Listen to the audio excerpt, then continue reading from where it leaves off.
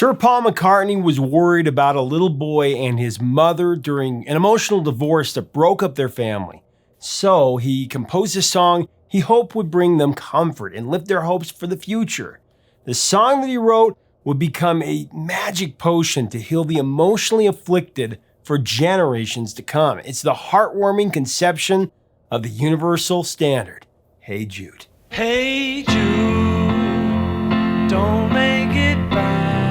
It's coming up next on Professor of Rock. Hey music junkies, Professor of Rock, always here to celebrate the greatest artists and the greatest songs of all time.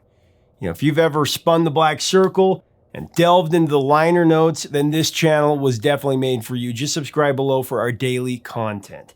And make sure that you check out our new merch, including our brand new Vintage Years collection. This is 1971. We have the big four of a classic year in music. Check these other designs out. Very cool.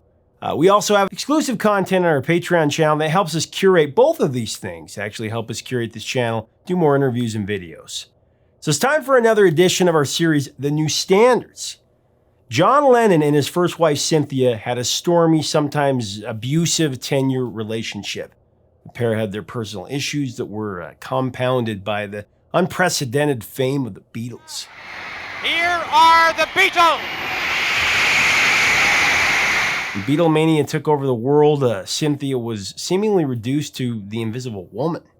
The band's manager, Brian Epstein, wanted to fuel the Fab Four's image of being available bachelors to the multitude of female admirers who would give anything to be with one of the Beatles. When Cynthia became pregnant in 1963 with their son Julian, Epstein went to great lengths to hide her pregnancy from the press, especially after John and Cynthia were married in a very private ceremony. That was in August 1962. American girls would write Cynthia letters proclaiming their desperate love for John Lennon, while the women that were secretly in the lives of the other Beatles received similar mail from crazed fans. As late as 1967, in fact, Beatles' wives were still dealing with occasional physical danger from Beatles fans that were females. Cynthia was violently kicked in the leg by one who demanded that she leave John alone. And get this, when John and Cynthia were on a short holiday with George Harrison and his then-wife Pattie Boyd, they were discovered by fans and had to dress as cleaning maids in order to leave the location undetected. Now, after Julian was born and Beatlemania rocketed to its zenith, Cynthia and their little boy saw very little of John. When John did come home, he was so exhausted and overwhelmed by the pressures of stardom. All he wanted to do really was collapse. In May of 1968, Cynthia and John separated. John went public with the woman that he had been having an affair with, an avant-garde artist named Yoko Ono. Cynthia, of course, was devastated because she was suddenly persona non grata and out of the lives of the other Beatles and their circle of trust, who was her circle of trust. Paul McCartney was always very close with Cynthia. He was like an uncle to a young Julian. A few months after the split between her and John, Sir Paul hopped in his Aston Martin and he drove to Weybridge to console Cynthia and Julian, or Jules as he was nicknamed. Over that hour drive, Paul McCartney listened to the radio and he began to put pieces of a song together in his head, imagining the heartache that Cynthia had to deal with and the inevitable confusion facing 5-year-old Jules. He wanted to compose a song that provided them with comfort during that difficult time and give them strength to pursue new opportunities that would fill the emptiness of their hearts. Paul truly felt for what they were going through at that time. The song started with the lyric, "Hey Jules, don't make it bad. Take a sad song and make it better." Take a sad song and make it better. It was a touching beginning for a song bringing optimism and hope for young Julian, and for Cynthia, for that matter. Paul knew he couldn't sugarcoat the situation entirely, so his plan was to hit the problem head on. He sat down to have a talk with Julian. Your parents are getting a divorce, and that is sad, but you're going to be okay. You're going to find happiness. Paul eventually changed the song title from Hey Jules to Hey Jude because, of course, he thought it rang off the tongue better, thus being easier to sing. And he always liked the character Judd, from the musical Oklahoma, and the movie played by Rod Steiger.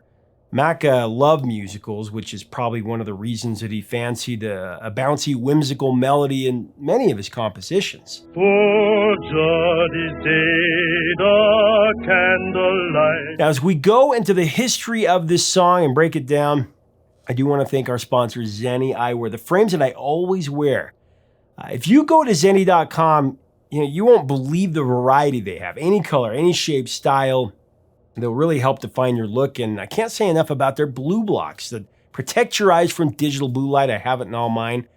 I used to get headaches a lot, and since wearing these, they're gone. So check it out today. You'll enjoy it. So Paul's trip to see them meant a lot to Cynthia, and especially to Julian Lennon, who has more fond memories of hanging out with his surrogate Uncle Paul than of his own father. As he said, Paul was really good about playing with little Julian, whereas Lennon, by his own admission, didn't know how to establish that kind of a relationship with his son. Now, years later, when Julian found out that he was Paul's inspiration for Hey Jude, he was incredibly moved. Who wouldn't be? In 1967 and 68, there was tremendous discord circulating in the personal and professional lives of the Fab Four. There was the devastating death of their beloved manager, Brian Epstein, in 67, John's breakup with Cynthia that led to their divorce in 68. Of course, Paul split with longtime girlfriend Jane Asher.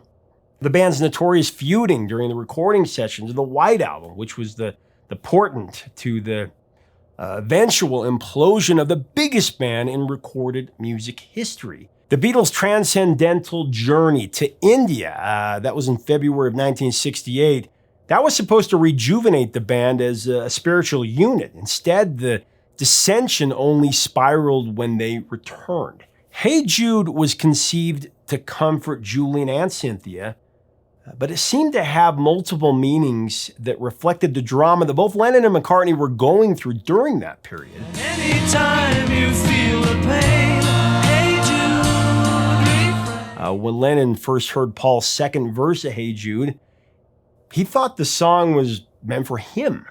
Hey Jude, don't be afraid. You were made to go out and get her. You were made to go out and get her. The minute you let her under your skin, then you begin to make it better. You were made to go out and get her. Actually, that verse could easily be interpreted as reassurance for John to follow his heart and throw himself into building a new life with Yoko Ono. And that meant leaving his family behind. When Lennon told McCartney that he believed the song was for him, Sir Paul corrected him. No, it's me, actually. That's what Paul responded. Paul had his own romantic quandary to deal with, and instead of holding back on his infatuation with Linda Eastman, he was telling himself in verse 3 to go for it. Hey Jude, don't let me down. You have found her, now go and get her. I found her, now go and get her. Linda was certainly under Paul's skin since the two were destined to become man and wife, and likely would still be together today as soulmates if it weren't for Linda's untimely death in 1998 at just 56. Hey Jude was an important, resolute song for Paul McCartney, which inspired lyrics that deeply resonate with Cynthia, Julian, John Lennon, and will reverberate eternally as one of the all-time classics. In Paul's dynamic lead vocal performance on Hey Jude, one can hear the resounding spirit of self-worth and consolation in the face of emotional hardship.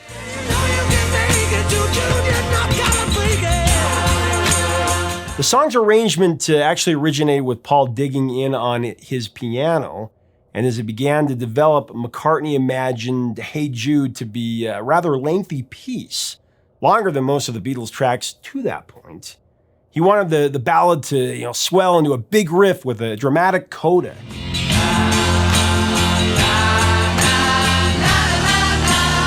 Hey Jude ended up with a time code of just over 7 minutes, which was 3 times the length of those infectious early Beatles hits.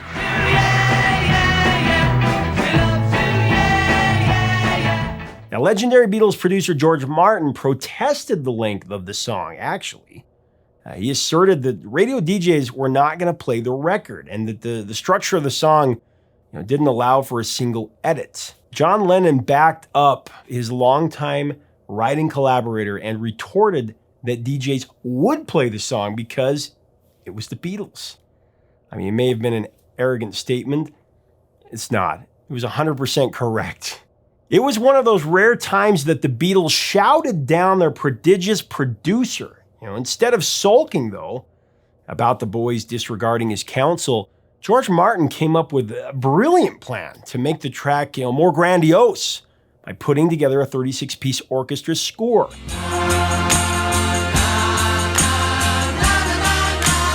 The orchestra consisted of 10 violins, 3 violas, 3 cellos, 2 flutes, 1 contrabassoon, 1 bassoon, 2 clarinets, 1 contra bass clarinet, 4 trumpets, 4 trombones, 2 horns, percussion, and 2 string basses.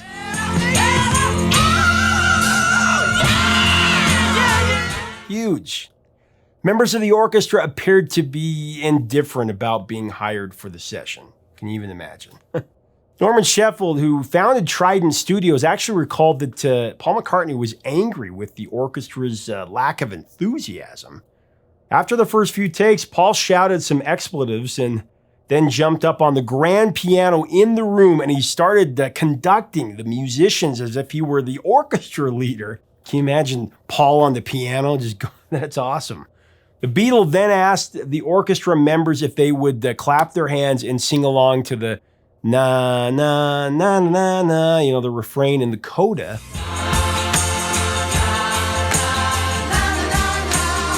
All but one of the musicians complied, providing that they received double their fee. The lone abstainer reportedly said, "I'm not going to clap my hands and sing Paul McCartney's Bloody Song." Other people that were around the Trident studio at the time were invited to join the cast of backing singers on the iconic refrain, including Apple's records assistant Chris O'Dell. There was Jackie Lomax, who was one of the first acts signed to the Apple label.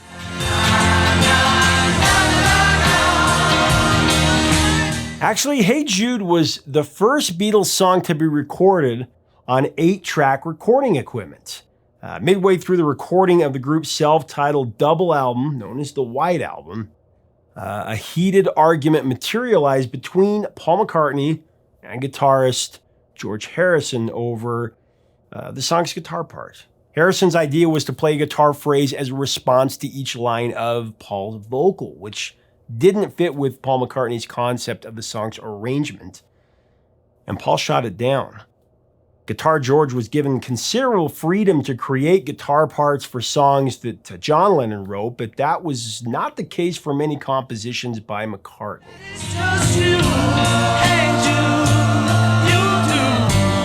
In fact, author Simon Ling has cited the studio altercation during the Hey Jude session as a prelude to irreconcilable differences between the Fab Four, leading to the end of the Beatles.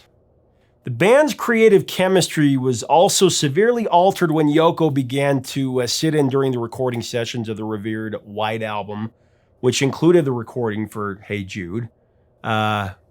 Even though the track was not included on the double LP, regarded by many as among the all-time greatest albums. Probably my top 3 for sure, Beatles albums. Those in attendance for the White Album sessions recounted that you could cut the tension with a knife.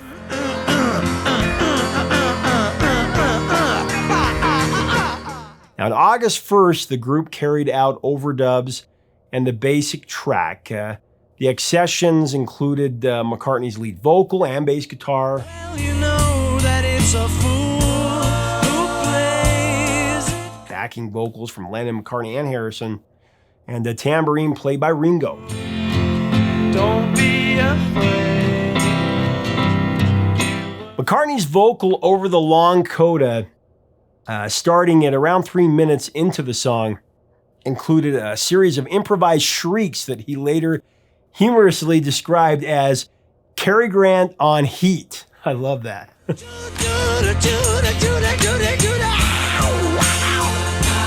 In the song's final bridge section at 2 minutes 58 seconds, a spoken profanity is uttered by John Lennon after he mistakenly sings the wrong lyric during his background vocals on last verse.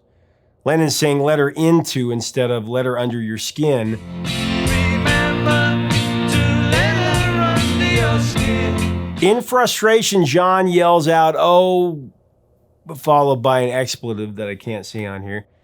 Now, the recording engineer, Ken Scott, admitted that the profanity was brought to his attention, but he couldn't hear it. The subtle but very real F-bomb was left on the final mix, bleeding through on the background vocal track. It's never been removed. It's actually very difficult to hear it unless you're carefully listening to the center channel with really high quality headphones. I've heard it, vaguely.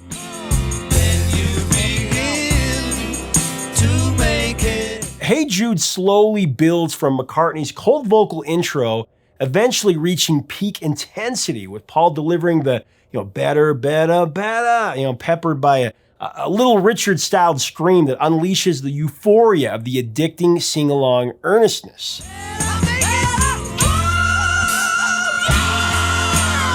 Hey Jude truly takes on an auditory tour of Paul's vocal versatility and his range. He begins with an inviting tone in the opening verse and masterfully segues into different octaves as the song's excitement mounts, leading to that wonderfully surging coda following the O sung in the crescendo.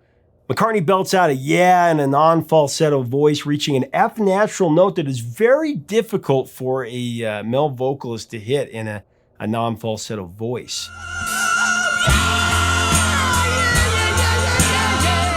McCartney further demonstrates his underestimated range in other notable performances on other Beatles tracks, like, of course, Helter Skelter.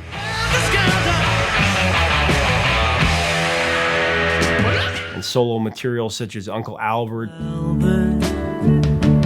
We're so sorry if we go. Helen Wills.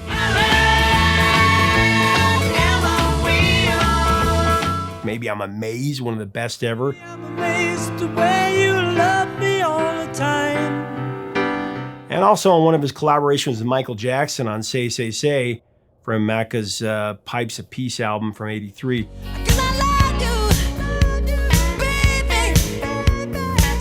To me, Paul McCartney is absolutely one of the greatest singers ever. Hey Jude was released on August 26, 1968, 4 days later in the UK. It was intended to be a B-side to the A-sided single for John Lennon's Revolution.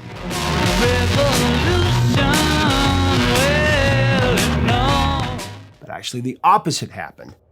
Lennon was outvoted 3-1 on the band's decision as to which song was released as the A-side.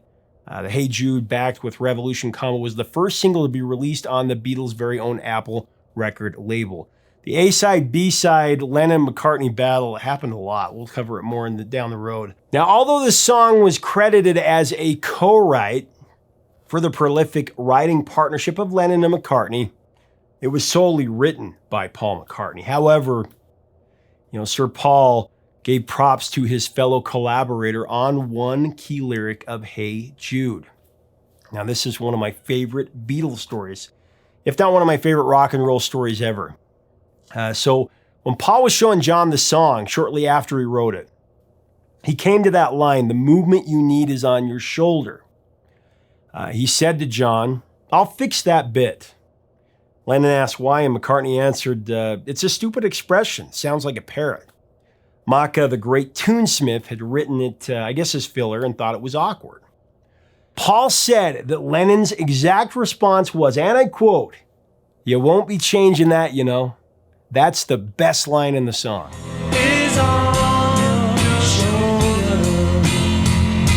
For Paul, John's reaction to his reluctance to keep the lyric was an example of why John Lennon was such an incredible collaborator, why these two were magical together. Now, every time Paul plays Hey Jude at one of his solo concerts, as he often does, he thinks of John and that moment when he gave Paul that bit of insightful encouragement to complete the track. Just love that story. My dad told me about that. He also thinks of those days when he was concerned over the well-being of a young boy and his mother following that bitter divorce of John and Cynthia back in 1968. In his heart, he knew that he could provide succor through the almighty healer, music.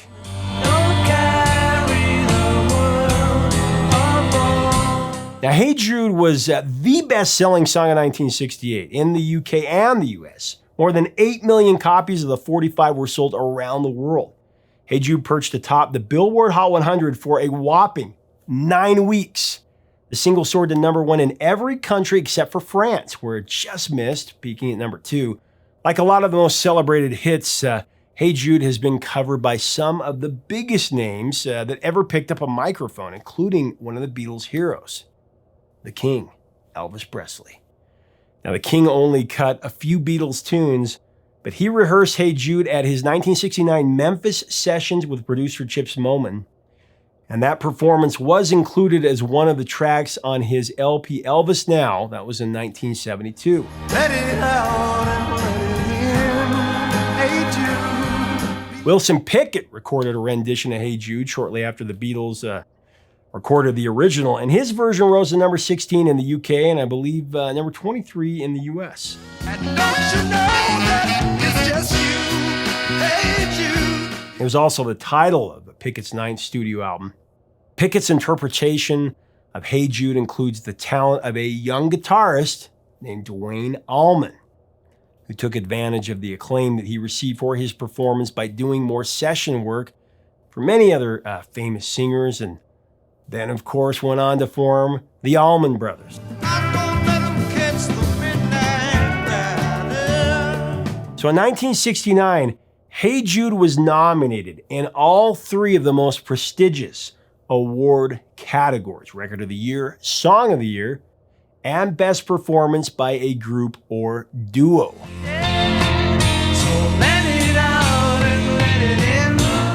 Nominated in all 3. Now, so frustrating.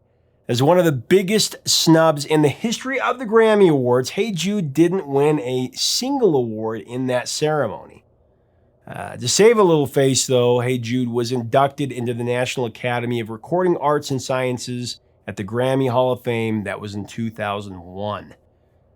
The song tends to be almost taken for granted because of the Beatles' enormous legacy and because it is so ubiquitous as a pop standard.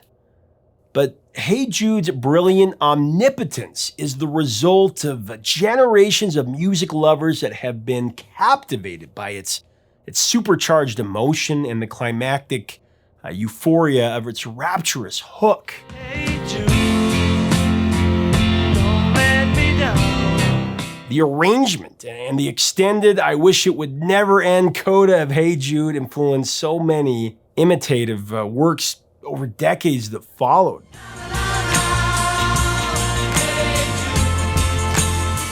It's unquestionably one of the most recognizable and treasured orchestral rock classics ever recorded, if not the #1 of all time.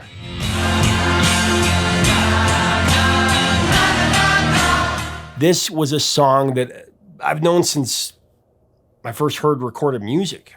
My dad played it all the time when I was growing up. I knew every word by the time I was like 5 years old. We used to sing it as a family in the car. I mean, even members of my family who claimed to not like the Beatles, which is a lie, they sing it. It's one of my dad's favorite songs. One of the happiest memories of my life is when I took my dad to see Paul McCartney in concert. When he did a rousing rendition of "Live and Let Die" and there were fireworks, blazing off. Live and let die. My dad and I were just blown away. And then he went into Hey Jude.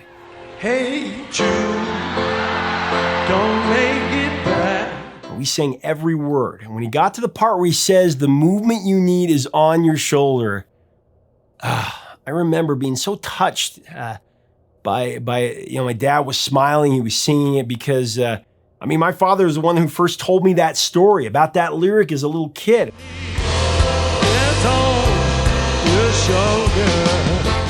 And now here we were, sharing it live with Paul together. Some years ago, Paul McCartney was asked what he believes the line "the movement you need is on your shoulder" means. He responded that it means we have the wherewithal to face and overcome life's challenges. Now that my dad's gone, there are days where I feel down, I feel lost, I feel defeated. And then I play this song and I remember that exact moment and that lyric that we shared at the concert and Paul's interpretation, and I'm just immediately lifted. The movement we need is on our shoulder.